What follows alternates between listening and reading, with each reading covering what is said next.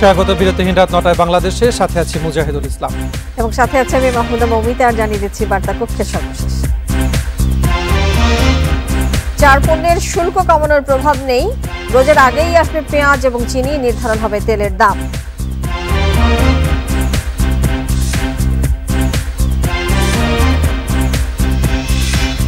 রপ্তানির নামে অর্থ পাচারের দায় নিতে চায় না বিজিএমইএ, তথ্য পেলে ব্যবস্থা নেওয়ার আশ্বাস সভাপতি।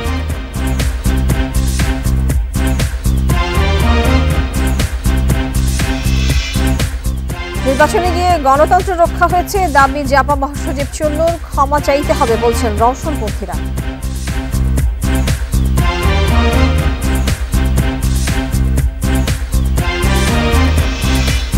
মাঠ ছেড়ে পালিয়ে গেছে বিএনপি, মন্তব্য কাদেরের। সংরক্ষিত আসনে 48 প্রার্থীর মনোনয়নপত্র ইসিতে।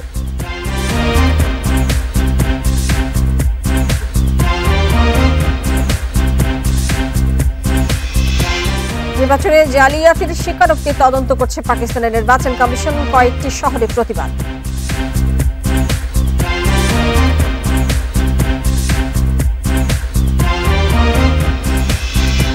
এতক্ষণ আপনাদের শিরোনাম বলছিলাম, এবারে জানাবো পুরো খবর।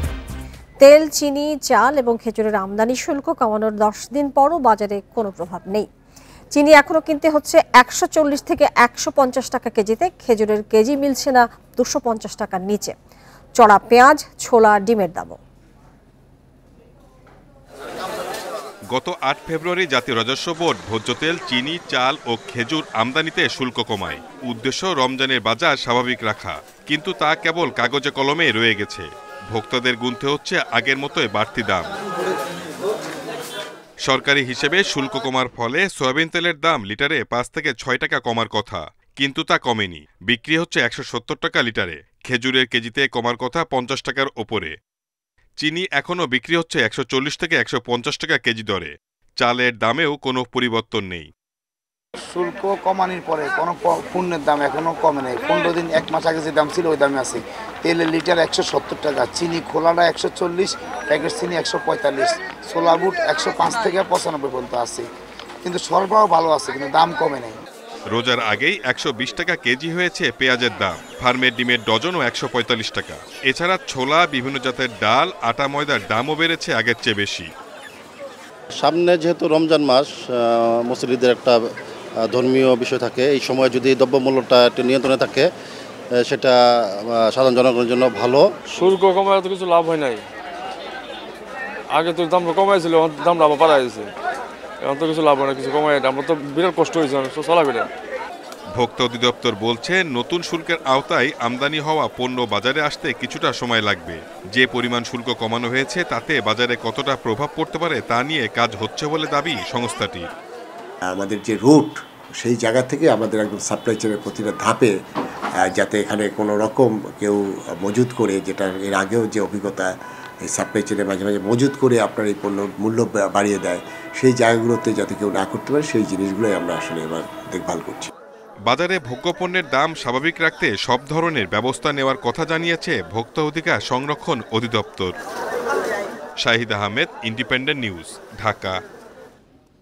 রোজার আগে ভারত থেকে 1 লাখ টন চিনি ও 50,000 টন পেঁয়াজ আমদানি করবে সরকার। এরই মধ্যে দেশটি 70,000 টন দিতে রাজি হয়েছে বলে জানিয়েছেন বাণিজ্য প্রতিমন্ত্রী। ভারত ছাড়াও বিকল্প উৎস থেকেও পণ্য আনার চেষ্টা চলছে বলেও জানান তিনি।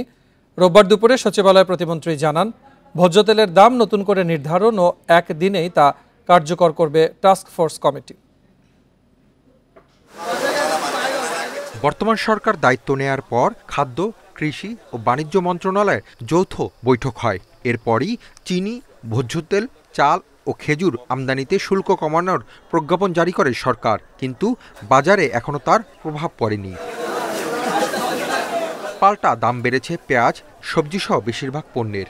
বাণিজ্য প্রতিমন্ত্রী জানিয়েছেন, রোজার আগে সরকার ভারত থেকে চিনি, পেঁয়াজ আমদানি করবে। এরই মধ্যে দেশটি 20,000 টন পেঁয়াজ ও 50,000 টন চিনি দিতে রাজি হয়েছে বলেও জানান প্রতিমন্ত্রী। 20,000 মেট্রিক টন পেঁয়াজ এবং 50,000 মেট্রিক টন চিনির ফার্ম কমিটমেন্ট আমরা পেয়েছি, যেটা আমরা শুরু করতে পারবো। বাট আমরা প্রত্যাশা করতেছি যে পুরো কোয়ান্টিটি 50,000 এবং 1 লাখ এই পুরোটাই ইনশাল্লাহ আমরা রোজার আগে নিয়ে আসতে পারবো। প্রতিমন্ত্রী বলেন, মঙ্গলবার জাতীয় টাস্কফোর্স কমিটির বৈঠকে তেলের দাম পুনর্নির্ধারণ করা হবে। রোজার আগেই কারখানা থেকে ভোক্তা পর্যায়ে একই দিনে নতুন দাম কার্যকর হবে। যেদিন থেকে ঘোষণা করা হবে সেই দিন থেকে আমাদের ফ্যাক্টরি প্রাইস, টিপি এবং ভোক্তা পর্যায়ের প্রাইস একদিনে পরিবর্তন হবে। আমরা যেদিন নির্ধারণ করব সেই দিন থেকে এমআরপিটাই আমরা নির্ধারণ করব যে এমআরপি ওই দিন এটা সর্বোচ্চ মূল্যে বাজারে বিক্রি হবে, এর চেয়ে বেশি মূল্যে কেউ বিক্রি করতে পারবে না। রোজায় ভোক্তা পর্যায়ে পণ্য সরবরাহ ও দাম নিয়ে বিভ্রান্তি দূর করতে প্রস্তুতি নেওয়া হচ্ছে বলেও জানান প্রতিমন্ত্রী। Hasib Mahmud Shah, independent news, Dhaka. রপ্তানির অর্থ ফেরত না আসার দায় নিতে চায় না তৈরি পোশাক শিল্প মালিকদের সংগঠন বিজিএমইএ। অর্থ পাচারের তথ্য পেলে ব্যবস্থা নেওয়া হবে বলে জানিয়েছেন বিজিএমইএ সভাপতি। দুপুরে সংগঠনের কার্যালয়ে সংবাদ সম্মেলনে এসব কথা বলেন তিনি। বিজিএমইএ সভাপতি জানান, এলডিসি থেকে উত্তোলনের 6 বছর পর্যন্ত মিলতে পারে রপ্তানির শুল্কমুক্ত সুবিধা। রপ্তানি উন্নয়ন ব্যুরো ইপিবির হিসেবে গত অর্থ বছরে রপ্তানি হয় $63 বিলিয়ন পণ্য ও সেবা। তবে বাংলাদেশ ব্যাংকের হিসেবে দেশে এসেছে $51 বিলিয়ন, পার্থক্য প্রায় $12 বিলিয়ন। ইপিবি, বাংলাদেশ ব্যাংক ও জাতীয় রাজস্ব বোর্ড এনবিআর এর তথ্যে এমন গরমিল চলছে দীর্ঘদিন। তথ্যে এমন গরমিলের নানা কারণও উঠে এসেছে বিভিন্ন সংস্থার পর্যবেক্ষণে। উদ্যোক্তারা জানান, অভ্যন্তরীণ অনেক লেনদেনকে রপ্তানি হিসেবে দেখাচ্ছে এনবিআর। অনেক সময় ছাড় আদায় করেন ক্রেতা, ঘটে প্রতারণার ঘটনাও। আবার কিছু উদ্যোক্তার বিরুদ্ধে রপ্তানির অর্থ দেশে না আনার অভিযোগও আছে। সম্প্রতি প্রধানমন্ত্রী শেখ হাসিনার সঙ্গে বৈঠকে এসব বিষয় তুলে ধরেন বিজিএমইএ নেতারা। এই ব্যাপারে ট্রান্সপারেন্ট থাকতে চাই। আমরা এই অ্যালিগেশন নিতে চাই না যে আমাদের ডলার আসে না, এই ডলার আমাদের।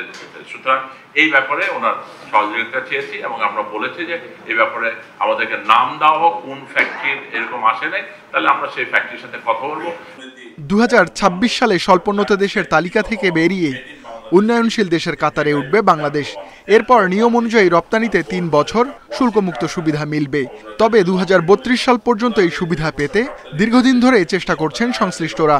বিজিএমইএ সভাপতি জানান, এরই মধ্যে অস্ট্রেলিয়া ও যুক্তরাজ্যে বর্ধিত মেয়াদে শুল্কমুক্ত সুবিধার আশ্বাস মিলেছে। বিশ্ব বাণিজ্য সংস্থার সবশেষ আলোচনায়ও মিলেছে ইতিবাচক সাড়া। ভালো করার জন্য যেন আমাদেরকে রাদার রিওয়ার্ড করা, আমাদেরকে পানিশ না করা হয়, যে আমরা ভালো করলাম দেখে আমাদের সব বেনিফিট তুলে নেওয়া হলো, সেটা যেন না হয়। আমাদেরকে যেন একটা স্পোর্টস হবে, এই আলোচনা হচ্ছে এবং এই আলোচনা হবে। আমরা আশা করি কিছু পজিটিভ, আমি জানি না কত দূর আসবে, কিছু পজিটিভ নিউজ আসবে। দীর্ঘমেয়াদে শুল্কমুক্ত সুবিধা ও জিএসপি প্লাস পেতে বিভিন্ন দেশের সঙ্গে দ্বিপাক্ষিক চুক্তি ও শ্রমিকের জীবনমান উন্নয়নে কাজ করা হচ্ছে বলেও জানান বিজিএমইএ সভাপতি। Ruhul Amin, independent news, Dhaka. সীমান্ত কয়েকদিনের তুলনায় এখন বেশ শান্ত। রোববার সকাল থেকে সন্ধ্যা পর্যন্ত গোলাগুলির শব্দ শোনা যায়নি। তবে নাফ নদী হয়ে এখনও ঢোকার চেষ্টা করছে রোহিঙ্গারা, কিন্তু অনুপ্রবেশ ঠেকাতে সতর্ক রয়েছে আইনশৃঙ্খলা বাহিনী। সীমান্তে কড়া পাহারায় রয়েছে বিজিবি ও কোস্টগার্ড। তারপরও শনিবার টেকনাফে ভিড়েছে গুলিবিদ্ধ এক নারী সহ 5 রোহিঙ্গা। এরপর শাহপুরের দ্বীপের জেটি ঘাট বন্ধ করে দেওয়া হয়েছে। এই জেটি থেকে কয়েক কিলোমিটার দূরেই মিয়ানমার। সেখানে আহতরা এখনো বাংলাদেশে ঢোকার চেষ্টা করছে। তবে স্থানীয়রাও চায় না আর কোনো রোহিঙ্গা এদেশে আশ্রয় পাক। বেশ কিছু রোহিঙ্গা হতাহতে গুলিবিদ্ধ হয়েছে বলে আমরা জানতে পেরেছি আর কি। আতঙ্ক হওয়ার কারণে ওরা এখানে চলে আসতে চাচ্ছে, কারণ এখানে একটা আশ্রয় নিতে চাচ্ছে আর কি। চুরচার করে যদি ওরা উঠে বর্ডার ক্রস করে বিজিবি অনেক মোতায়েন করবে, চুর করলে কিন্তু রাখতে পারবো না। টেকনাফের সীমান্ত এলাকায় অন্যান্য বাহিনীর সঙ্গে কাজ করছে পুলিশও। তারা বলছে, কোনো দালালের প্ররোচনায় রোহিঙ্গা যেন অনুপ্রবেশ করতে না পারে সেদিকে কড়া নজরদারি রয়েছে। অনুপ্রবেশ যদি কেউ 5 জনের ব্যাপারে আপনার আমাদের কাছে তথ্য ছিল, সেটা আমরা সংশ্লিষ্ট যে বিজিবি রয়েছে তাদেরকে আমরা অবহিত করেছি এবং সামনে যদিও এরকম কোনো সংবাদ পাওয়া যায় আমরা অবশ্যই তাদেরকে অবহিত করব এবং আমরা সম্মিলিতভাবে ব্যবস্থা গ্রহণ করব। জানা গেছে, মিয়ানমারের আরাকান আর্মিদের ঠেকাতে বিমান হামলা চালাচ্ছে সামরিক বাহিনী। এতে ক্ষতিগ্রস্ত হয়েছে রোহিঙ্গা অধ্যুষিত মংডু শহরের হাদিবিল, নলবনিয়া সহ 10টির বেশি গ্রাম। সীমান্ত এলাকায় এ ধরনের অসংখ্য বাংকার তৈরি করা হয়েছে।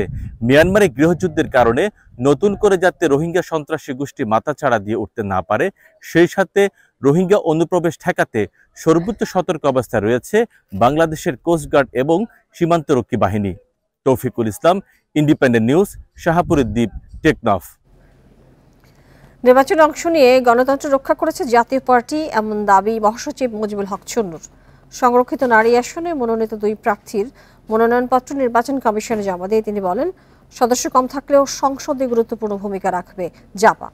এদিকে সংকট নিরসন এবং দল সংগঠিত করতে 9 মার্চ জাতীয় সম্মেলন ডেকেছেন রওশনের সাথে।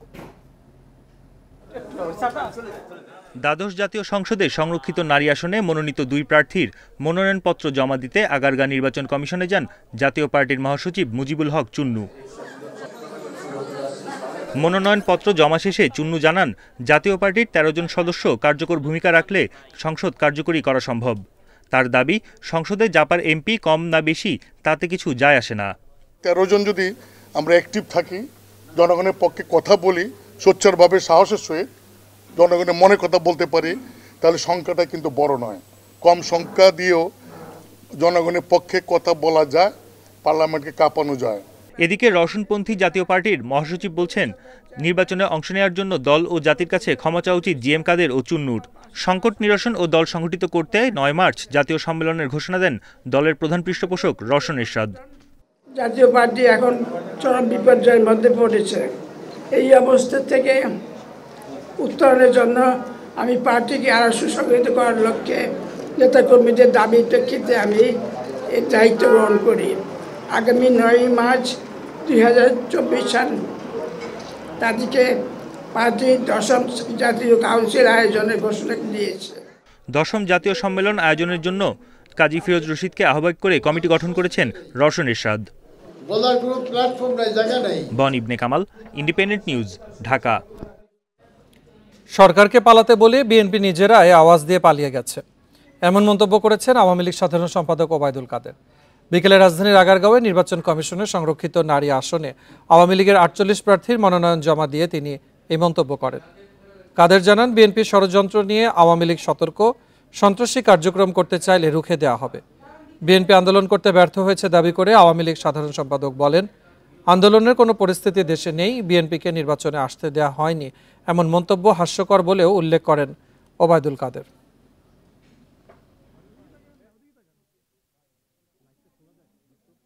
এখনো আমরা সতর্ক পাহারায় আছি। যদি কেউ এই নির্বাচন নিয়ে কোনো প্রকার ষড়যন্ত্রমূলক, সন্ত্রাসমূলক কোনো তৎপরতায় আসে, সেটা আমরা অবশ্যই প্রতিরোধ করব, দেশের জনগণকে নিয়ে প্রতিহত। নির্বাচনে দেশের মানুষের আস্থা নেই বলে মন্তব্য করেছেন বিএনপির স্থায়ী কমিটির সদস্য ডক্টর মঈন খান। তার দাবি, নির্বাচন ব্যবস্থাকে পুরোপুরি ধ্বংস করে দিয়েছে সরকার। জাতীয়তাবাদী তাঁতি দলের প্রতিষ্ঠাবার্ষিকী উপলক্ষে সকালে দলের প্রতিষ্ঠাতা জিয়া রহমানের সমাধিতে শ্রদ্ধা জানানোর পর এই মন্তব্য করেন তিনি। মঈন খান অভিযোগ করেন, আওয়ামী লীগ জনগণের প্রতিনিধিত্ব করে না। তার দাবি, 7 জানুয়ারি নির্বাচনে ভোটাররা কেন্দ্রে না গেলেও আবারও ক্ষমতা নিয়েছে সরকার। এখন বিরোধী দলকে ধ্বংস করতে চাইছে, আওয়ামী লীগ আবারও বাকশাল কায়েম করতে চায় বলেও অভিযোগ করেন ডক্টর মঈন খান। গণতন্ত্র পুনরুদ্ধারে সবাইকে ঐক্যবদ্ধ আন্দোলন গড়ে তোলার আহ্বান জানান তিনি। আজকে বাংলাদেশে নির্বাচন হয় ভোটারবিহীন। বিগত 7 জানুয়ারিতে বাংলাদেশে বিএনপির ভোটাররা তো ভোট দিতে যায়নি, এমনকি আওয়ামী লীগের ভোটাররাও ভোট দিতে যায় নাই। নিজ নিজ এলাকায় উন্নয়নের অঙ্গীকার পূরণের জন্য প্রত্যেক সংসদ সদস্যকে 20 কোটি টাকা করে দেওয়া হবে বলে সংসদকে জানিয়েছেন স্থানীয় সরকার মন্ত্রী। জানান, প্রত্যেক এমপি নির্বাচনী এলাকায় 5 বছর মেয়াদের জন্য এই অর্থ বরাদ্দের একটি প্রকল্প চলমান রয়েছে। বিকেলে সংসদ অধিবেশনে নির্ধারিত প্রশ্নোত্তরে মন্ত্রী আরও জানান, এই প্রকল্প শেষ হলে আবারও প্রকল্প নেওয়ার কথা চিন্তা করা হবে। সংসদে পয়েন্ট অফ অর্ডারে দাঁড়িয়ে বিরোধী দলের উপনেতা আনিসুল ইসলাম মাহমুদ অভিযোগ করেন, চাঁদাবাজি এখন নিয়মে দাঁড়িয়েছে, চাঁদাবাজদের মদদ না দিতে তিনি এমপিদের প্রতিজ্ঞা করার আহ্বান জানান। জাতীয় পার্টির মহাসচিব ও বিরোধী দলের চিফ হুইপ মুজিবুল হক চুন্নু অভিযোগ করেন, চট্টগ্রাম বিশ্ববিদ্যালয় ভর্তি ফর্ম বিক্রির কয়েক কোটি টাকা উপাচার্য সহ কয়েকজন শিক্ষক ও একটি সংগঠনের নেতাকর্মীরা ভাগাভাগি করে নিয়েছে। করার ব্যবস্থা, এরকম আরেকটি ব্যবস্থাপনা আছে, তো সেই ব্যবস্থাপনাও আমরা। হলফনামায় তথ্য গোপনের অভিযোগে চট্টগ্রাম 2 আসনের খাদিজাতুল আনোয়ার সনির সংসদ সদস্যপদ বাতিল চেয়ে রিট হয়েছে হাইকোর্টে। সকালে বিচারপতি ফাতেমা নজিবের হাইকোর্ট বেঞ্চে রিটটি করা হয়। আসনটিতে পরাজিত প্রার্থী সৈয়দ সাইফুদ্দিন আহমেদ এই রিট দায়ের করেন। এ বিষয়ে 2 সপ্তাহের মধ্যে পূর্ণাঙ্গ শুনানি হতে পারে বলে জানিয়েছেন আইনজীবী।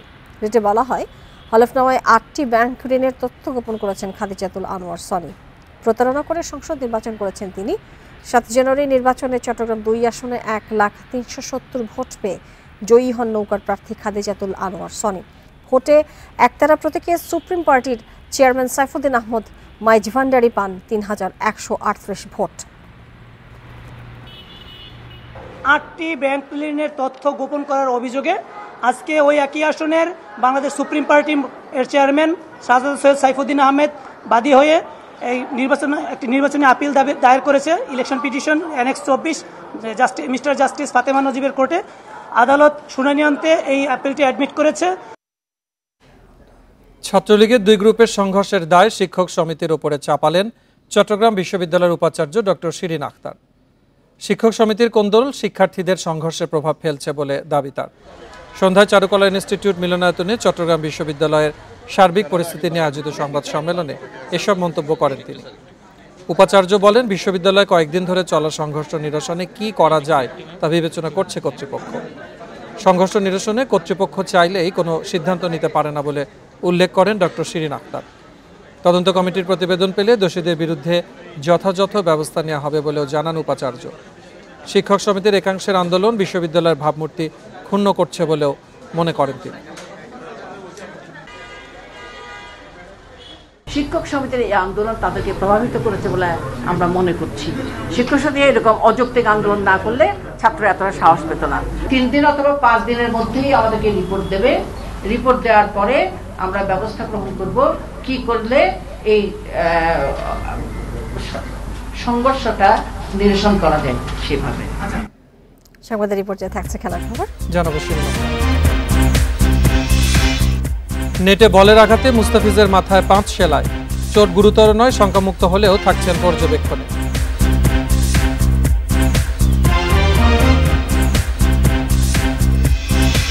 এবং বিপিএলে কাল সাকিব তামিম মুখোমুখি। সন্ধ্যায় রংপুর বরিশালের লড়াই। দুপুরে কুমিল্লা নামবে সিলেটের বিপক্ষে।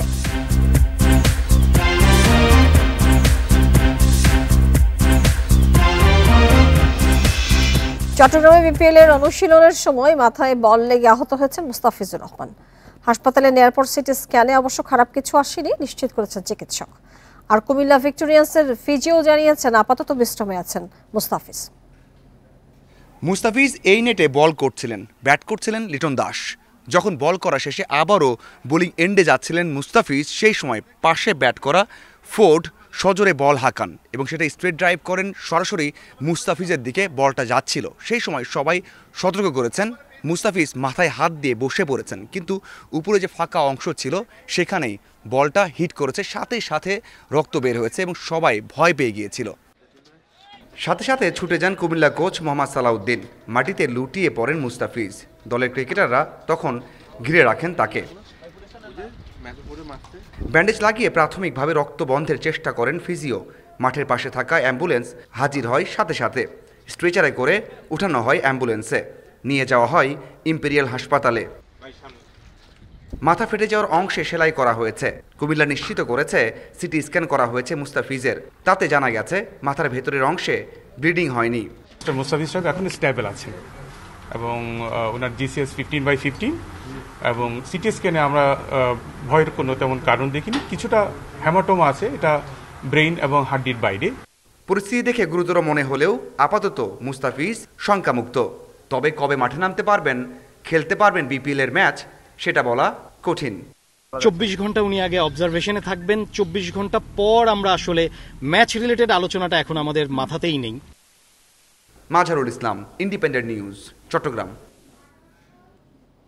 বিপিএলে প্রথম দিকে চোখের সমস্যা নিয়ে অস্বস্তিতে থাকলেও পরে ছন্দে ফিরেছেন সাকিব আল হাসান। দীর্ঘমেয়াদী চিকিৎসা পদ্ধতিতে সুফল পেলেও বিপিএল শেষে বিশেষজ্ঞের সাথে আলোচনা করে পরবর্তী করণীয় ঠিক করবেন সাকিব, জানিয়েছেন বিসিবির প্রধান চিকিৎসক দেবাশিস চৌধুরী।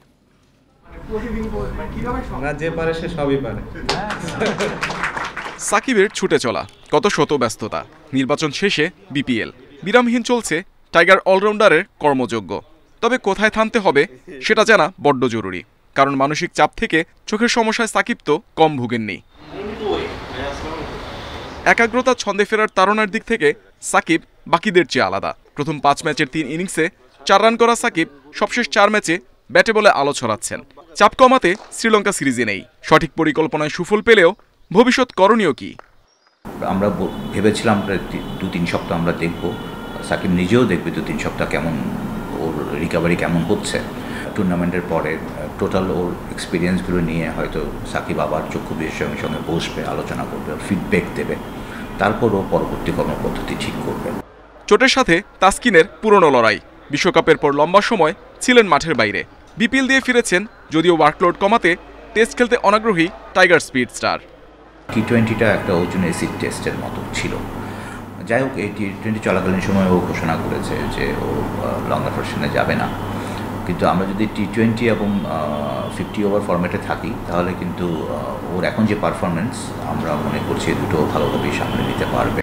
আরেক পেসার এবাদত চালিয়ে যাচ্ছেন ফেরার লড়াই। পুনর্বাসন প্রক্রিয়ার 10 মাসের অর্ধেকটা পার হয়েছে।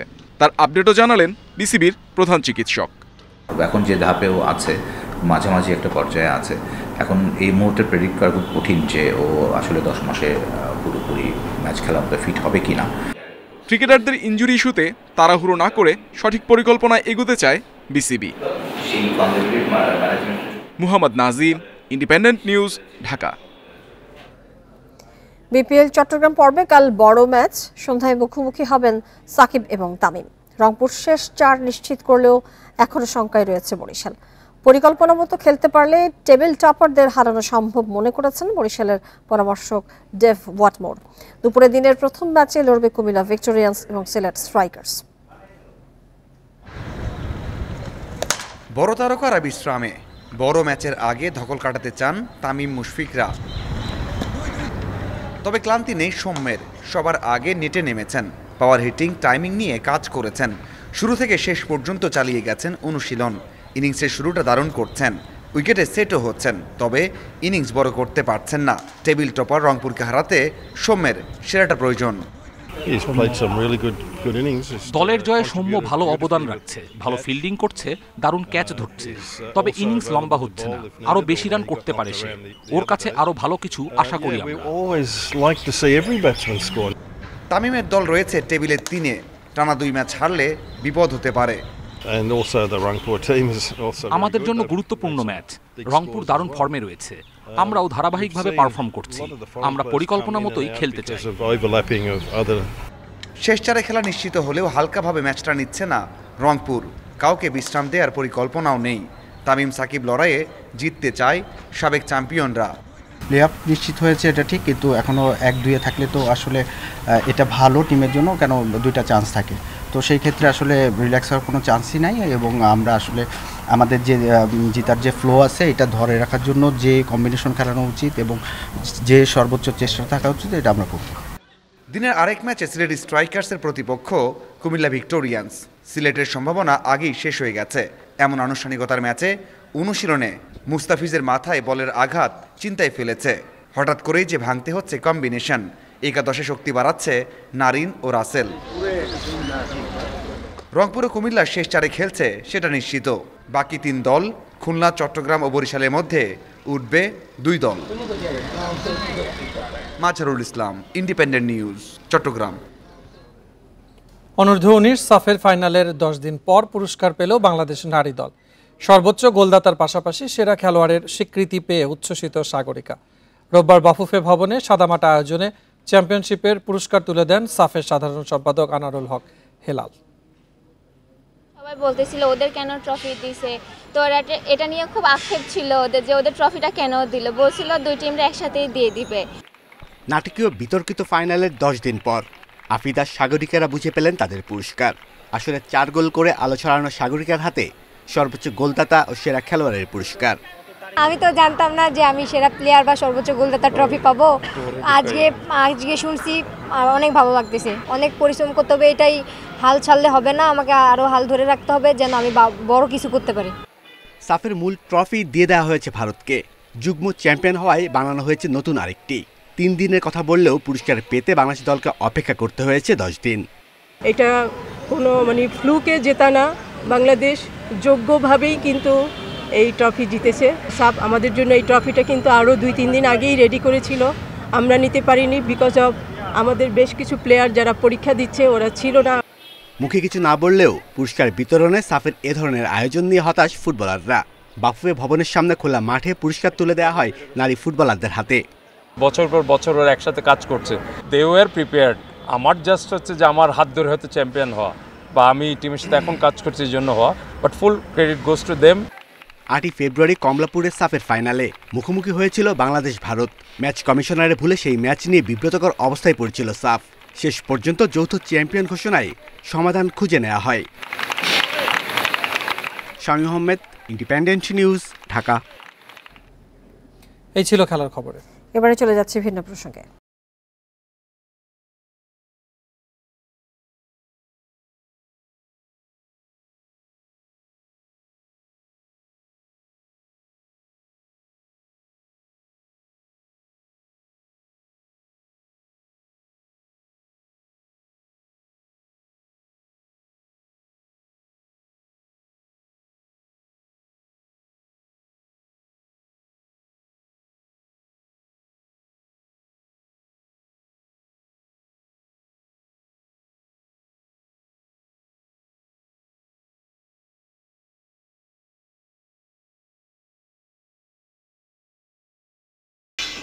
আর এই ছোট্ট নিউটনের গল্প থাকছে সংবাদের শেষ অংশে। চলে যাচ্ছে পরের খবরে।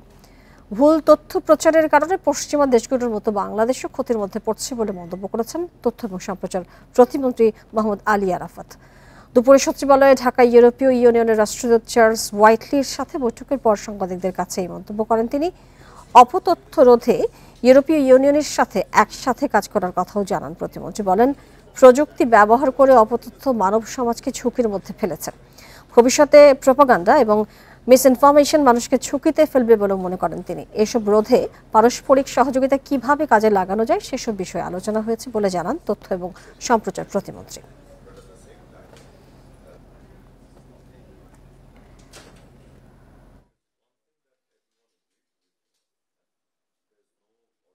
বাংলাদেশের ব্যাপারে ইউরোপিয়ান ইউনিয়নের সমর্থন, সহযোগিতা, আমাদের কোলাবোরেশন, পার্টনারশিপ, এটা তো আছে। এগুলো ছাড়াও এখন আমরা আরো বিভিন্ন লেয়ারে স্ট্র্যাটেজি জায়গাতেও আমরা কোলাবোরেশনে যাচ্ছি। তো আজকে আমার মন্ত্রণালয়ের জায়গা থেকে মূলত আমরা ওই ডিসইনফরমেশন আর মিসইনফরমেশনে আলাপ করেছি কিভাবে ইনক্লুসিভ একটা সিস্টেমের মাধ্যমে আমরা এটাকে ফাইট আউট করতে পারি। শিশু মারিসা ও মাসিয়া নিপা ভাইরাসে আক্রান্ত ছিল না। পরীক্ষা নিরীক্ষার পর ভাইরাসের কোনো অস্তিত্ব পাওয়া যায়নি বলে জানিয়েছে আইইডিসিআর। রোববার চিকিৎসকেরা জানান, 2 শিশুর মৃত্যুর কারণ শনাক্তে আরও সময় লাগবে, তাই তাদের বাবা মাকেও হাসপাতালে আইসোলেশনে রাখা হচ্ছে। গাছতলা থেকে বড়ই কুড়িয়ে খেয়েছিলেন 2 বোন মারিসা ও মাসিয়া। এর একদিন পর গত বুধবার জ্বর ও বমি শুরু হয় 2 বছরের মারিসার। হাসপাতাল নেওয়ার পথেই মারা যায় সে। শুক্রবার একই লক্ষণ নিয়ে রাজশাহী মেডিকেলে ভর্তি করা হয় 5 বছরের মাসিয়াকে। শনিবার বিকেলে তারও মৃত্যু হয়। 2 শিশুর মৃত্যুর কারণ নিপা ভাইরাস কিনা তা জানতে পরিবারের সবার নমুনা পাঠানো হয় আইসিডিডিআরবিতে। রোববার সন্ধ্যায় নমুনা পরীক্ষার প্রতিবেদনে বলা হয় তারা নিপা ভাইরাসে আক্রান্ত ছিল না। মৃত্যুর সঠিক কারণ নিশ্চিতে স্বাস্থ্য অধিদপ্তরে চিঠি দিয়েছে সিভিল সার্জন। পরিচালক এমআইএস স্বাস্থ্য অধিদপ্তরকে আমরা ইনফর্ম করছি এবং প্রপার চ্যানেলে স্যাম্পল ঢাকাতে গেছে। এটা ভবিষ্যতে এটার কি রোগে আক্রান্ত হয়ে তারা মৃত্যুবরণ করছে এটা পরবর্তীতে জানা যাবে। 2 শিশুর মৃত্যুর কারণ নিশ্চিত না হয় এখনই বাবা মাকে ছাড়পত্র দিচ্ছে না হাসপাতাল কর্তৃপক্ষ। বাচ্চাটির উপসর্গ এসেছে 5ম দিনে, 4র্থ-5ম দিনে। সুতরাং তাদের বাবা মায়েরও এরকম দেরি হতে পারে উপসর্গটা আসতে। সুতরাং আমরা তাদেরকে আমাদের এখানে আইসোলেশনে রাখবো। শিশু মারিসা ও মাসিয়ার মৃত্যুর কারণ জানতে চান স্বজনরাও। কিসে আক্রান্ত হয়েছিল আর সেইটা একটু যদি শিওর হওয়া যায়, শিওর হলে যদি এই উসিলাতে হাজার হাজার বাচ্চা বেঁচে যায়। খেজুরের রস জাল দিয়ে খাওয়ার পাশাপাশি যে কোনো কাঁচা ফল ভালো মতো ধুয়ে খাওয়ার পরামর্শ চিকিৎসকদের। Mainul Hasan, Independent News, Rajshahi. ব্রাহ্মণবাড়িয়ায় পূর্ব বিরোধের জেরে দুই পক্ষের কয়েক দফা সংঘর্ষ ঘটেছে। এ সময় বেশ কিছু বাড়িঘরে হামলা ভাঙচুর করা হয়, আহত হয় দুপক্ষের অন্তত 15 জন। শনিবার রাত থেকে রোববার দুপুর পর্যন্ত সদর উপজেলার কালীসীমা গ্রামে দফায় দফায় এ সংঘর্ষ চলে। আহতদের মধ্যে 12 জন জেলা সদর হাসপাতালে চিকিৎসা নিয়েছেন। সংঘর্ষে জড়িত 8 জনকে আটক করা হয়েছে। পুলিশ জানায়, শনিবার গোয়েন্দা পুলিশ একটি মামলার তদন্তে ওই গ্রামে গেলে মামলার এজাহারে উল্লেখিত সাক্ষীদের বাইরে কিছু লোক ঘটনার বিষয়ে সাক্ষ্য দেয়। এ নিয়ে গ্রামের খানবাড়ি এবং সিরাজ আলী বাড়ির গোষ্ঠীর লোকজন প্রতিপক্ষ দোলা বাড়ির গোষ্ঠীর লোকজনের সাথে সংঘর্ষে জড়ায়। সাবেক এবং বর্তমান ইউপি চেয়ারম্যানরা দুপক্ষকে মদত দিচ্ছে বলে জানিয়েছে পুলিশ। ফরিদপুরের আলোচিত দুই ভাই রুবেল বরকতের অন্যতম ইমতিয়াজ হাসান রুবেলকে অস্ত্র মামলায় 17 বছরের কারাদণ্ড দিয়েছে আদালত। তার সাথে রেজাউল করিম বিপুল নামের দুই আসামিকেও একই দণ্ড দেওয়া হয়েছে। দুপুরে ফরিদপুরের অতিরিক্ত জেলা ও দায়রা জজ আদালতের বিচারক অশোক কুমার দত্ত এই রায় ঘোষণা করেন। এ সময় আসামিরা আদালতে উপস্থিত ছিলেন।